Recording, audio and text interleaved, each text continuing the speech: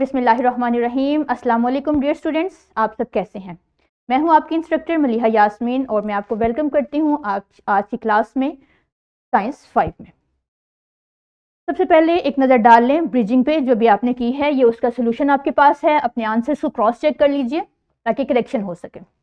और हमारा आज का जो SLO है वो ये है कि हमने ये आइडेंटिफाई करना है कि दूसरे एनिमल्स का सर्कुलेटरी सिस्टम कैसा है। ह्यूमंस में सर्कुलेटरी सिस्टम आप पढ़ चुके हैं और अब हम देखेंगे कि blood circulation in other vertebrates कैसे अकम्प्लिश होती है।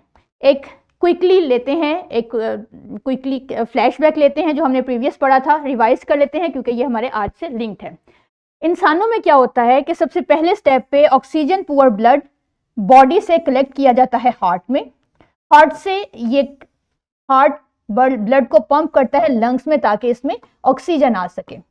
ऑक्सीजन वाला ब्लड, ऑक्सीजन रिच ब्लड जो कि रेड कलर में है, वो वापस हार्ट में आता है, दिल में आता है और दिल इसको पंप कर देता है वापस बॉडी में ताकि पूरी बॉडी को ऑक्सीजन मिल सके। अब यहाँ पे देखें ये 4 स्टेप्स में होता है, तो इसी तरह से ह्यूमंस के दिल में 4 चैम्बर बने हैं। एग्जैक्टली यही मैकेनिज्म फॉलो किया जाता है बाकी के भी तमाम मैमल्स में। तमाम मैमल्स और तमाम बर्ड्स सिमिलर स्ट्रक्चर से सर्कुलेशन करते हैं, लेकिन इन सब में क्या होता है कि 4 चैम्बर हार्ट है, इनके दिल में वही 4 खाने हैं जो हमने पहले पढ़े थे, जो कि ब्लड को पंप करते हैं और इसको ऑक्सीजनेटेड ब्लड प्रोवाइड किया जाता है। लेकिन बाकी सारे एनिमल्स में क्या होगा, बाकी कौन रह गया, फिश और एम्फीबियंस और रेप्टाइल्स। अब हम इनका कंपैरिजन करेंगे इनके लिविंग स्टेट यानी इनके हैबिटेट के साथ। फिश रहती है पानी में, पानी में सांस लेने के लिए उसके पास गिल्स हैं, ये भी आप जानते हैं। अब जब ये गिल्स में से पानी गुजरेगा, जब इन गिल्स में से पानी गुजरेगा तो पानी तो गुजर जाएगा, लेकिन इसमें ऑक्सीजन एब्जॉर्ब हो जाएगी इसके ऊपर मौजूद कैपिलरीज में। आपने पहले वाली पिक्चर में भी देखा था। सो दिस इज हाउ जो फिश का सर्कुलेटरी सिस्टम है वो वर्क करता है। ये गिल्स हैं फिश में, यहाँ से ब्लड ऑक्सीजन लेगा और पूरी बॉडी में सर्कुलेट करेगा ब्लड कैपिलरीज के थ्रू और फिर वापस आ जाएगा हार्ट में, जो कि उसे दोबारा भेज देगा गिल्स की तरफ। तो यहाँ पे भी रूल्स वही हैं कि रेड जो कलर है वो डिनोट करेगा ऑक्सीजन रिच ब्लड को, blue colour oxygen poor blood को, और ब्लड जो है वो सर्कुलेट करेगा ब्लड वेसल्स में। और यही सब कुछ आपने ह्यूमंस में भी स्टडी किया था।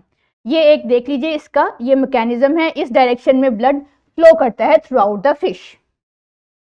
लेकिन नेक्स्ट क्या, फिश के बाद आते हैं एम्फीबियंस। एम्फीबियंस क्या है, एम्फीबियंस आपको पता है कि वो पानी में भी रह सकते हैं और लैंड पे भी रह सकते हैं। तो इस तरह से इनमें थोड़ी सी वेरिएशन आती है कि इसमें ऑक्सीजनेशन सिर्फ लंग्स से ही नहीं होती बल्कि स्किन से भी होती है। तो आपने देखा होगा कि फ्रॉग्स मॉइस्ट एनवायरनमेंट को ज़्यादा लाइक करते हैं क्योंकि मॉइस्ट एनवायरनमेंट में उनकी बॉडी में ऑक्सीजन डिफ्यूज या एब्जॉर्ब हो रही होती है, वही ऑक्सीजन इनके ब्लड में जाती है। और यहाँ पे इसी वजह से, यही वजह है कि रेप्टाइल्स, बहुत से रेप्टाइल्स और एम्फीबियंस, इनके हार्ट में सेपरेटिंग चैम्बर्स नहीं होते। इनके हार्ट में ऑक्सीजन पुअर ब्लड मिक्स हो जाता है ऑक्सीजन रिच ब्लड के साथ। वो इस वजह से क्योंकि एक तो इनके हार्ट में प्रॉपर 4 चैम्बर्स नहीं होते और दूसरी वजह क्या है, क्योंकि इन्होंने दोनों एनवायरनमेंट में रहना होता है, लैंड पे भी और पानी में भी। तो इस वजह से इनमें ऑक्सीजन की एब्जॉर्प्शन लंग्स से भी होती है और स्किन से भी होती है। So this is how they accomplish their circulation through in their body. अब अगर रेप्टाइल की बात करें तो यहाँ पे मैं आपको क्लियरली देख सकते हैं कि जब रेप्टाइल, एलिगेटर्स, क्रोकोडाइल्स पानी में जाते हैं तो इनमें एक एक्स्ट्रा वेसल आप देख रहे हैं ब्राउन कलर की, इसमें मिक्स ब्लड होता है, जो जिसकी अभी हमने बात की थी कि रेप्टाइल्स और एम्फीबियंस में ब्लड मिक्सिंग होती है, यानी ऑक्सीजन पुअर ब्लड और ऑक्सीजन रिच ब्लड दोनों मिक्सअप हो जाते हैं और बॉडी को ऑक्सीजन जो इसमें पहले से मौजूद थोड़ी अमाउंट में ऑक्सीजन है वहीं से मिलती जाती है। इसको कहते हैं सीक्रेट डोर क्रोकोडाइल्स में। और जो है क्रोकोडाइल्स वो इस तरह से अपनी सर्कुलेशन करते हैं और एम्फीबियंस अपने स्किन के थ्रू ऑक्सीजन को एब्जॉर्ब कर लेते हैं। So it was all about the circulation in other vertebrates. Here is a comparison. Circulation humans में, birds में और crocodiles में एक जैसी होती है. पर crocodiles का आता है थोड़ा सा, वो मैंने आपको बता दिया है. जबकि fish गिल्स के थ्रू करते हैं सर्कुलेशन, ऑक्सीजनेशन करते हैं. एम्फीबियंस अपनी स्किन के थ्रू करते हैं, और इनमें और रेप्टाइल्स में दोनों में ऑक्सीजन पुअर ब्लड और ऑक्सीजन रिच ब्लड मिक्स हो जाता है, जिसकी वजह से इनका सिस्टम इतना एफिशिएंट नहीं है एज कंपेयर टू ह्यूमंस, लेकिन इनकी नीड्स पूरी करने के लिए ये इनफ सिस्टम है. So this is how all the vertebrates have oxygen and blood circulation in their body. Next comes the formative check and thrive, जो आके आप अपनी वर्कबुक और अपनी टेक्स्ट बुक के थ्रू करेंगे और अपनी टीचर से इस बारे में हेल्प लेंगे. अगले बी लिफ्ट में मिलते हैं. अपना ख्याल रखिएगा. अल्लाह हाफिज़.